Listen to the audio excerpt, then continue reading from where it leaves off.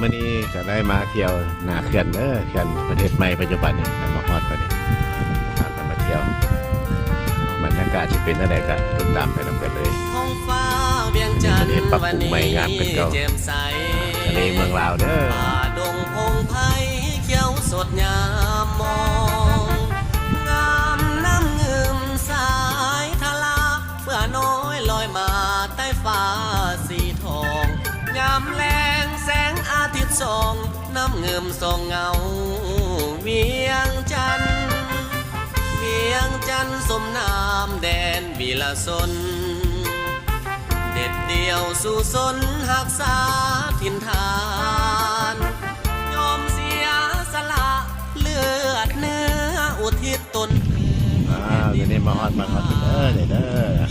ฮอดหน้าเขื่อนในปัจจุบันเลยนะวันนี้มา3 คนนะวันนี้เด้อเสี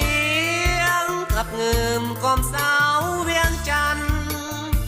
ดังกองประสานกับเสียงแขนเกี่ยวสาวแคมเงิ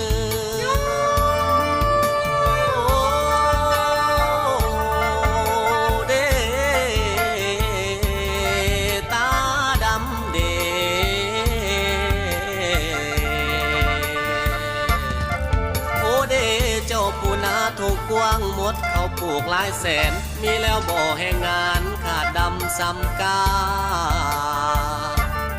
โอ้โนอายขออาสาส่วนล้อมอ้วนเนื้ออุ่นล้างขบุญส่งให้เป็นเคยลาสืบเพื่อนน้องเด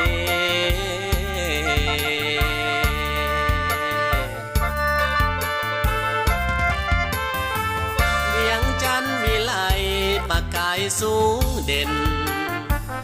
ได้มาพบเห็นเป็นวาสนาสมเขื่อนไฟฟ้าน้ำตกน้ำเงิมตัดเลิกน้ำมังงามตาเวียงจันทร์ที่ข้าศรัทธาจะพัฒนาให้เป็นเวียงใจ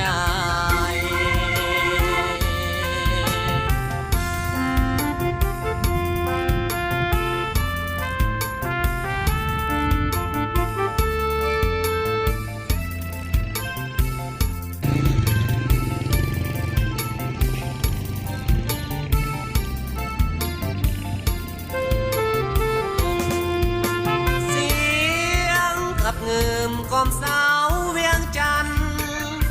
ดังกองประสานกับเสียงแขนเกี่ยวสาวแคมเงิ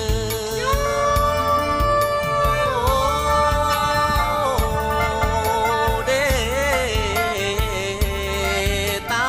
ดำเด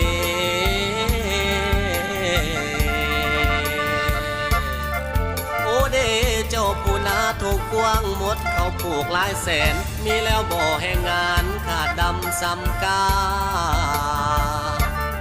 โอ้โนอายขออาสาส่วนล้อมอ้วนเนื้ออุ่นล้างขบุญส่งให้เป็นเคยลาสืบเพื่อนน้องเด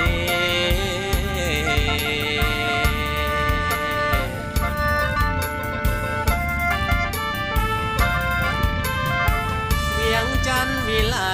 ประกายสูงเด่นได้มาพบเห็นเป็นวาสนาสมเขื่อนไฟฟ้าน้ำตกน้ำเงิมตัดเลิกน้ำมังงามตาเวียงจันทร์ที่ข้าศรัทธาจะพัฒนาให้เป็น